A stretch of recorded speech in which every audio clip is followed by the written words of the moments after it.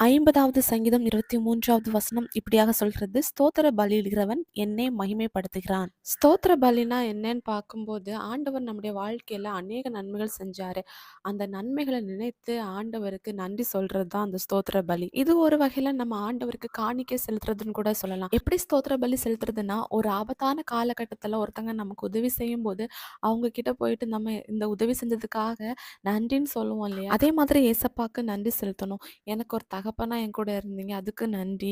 இன்னும் எனக்கு ஞானத்த தந்தீங்க. அதுக்கு நன்றி. இப்படின்னு சொல்லிட்டு நம்ம ஏசப்பாக்கு ஸ்தோத்திர பலி சொல்லலாம். ஏசப்பா நம்முடைய வாழ்க்கையில செய்த நன்மைகளை நினைத்து ஏசப்பாக்கு ஸ்தோத்திர பலி செலுத்தலாம். அது மட்டும் இல்ல, வேதாகமத்த வாசிக்கும்போது வேதாகமத்துல ஏசப்பாக்கு அநேக நாமங்கள் உண்டு. அது மட்டும் இல்ல, ஏசப்பா இந்த உலகத்துல வாழ்ந்து வந்த காலகட்டத்துல அநேக பேருக்கு அற்புத அடையாளங்கள செஞ்சிருக்கிறாங்க.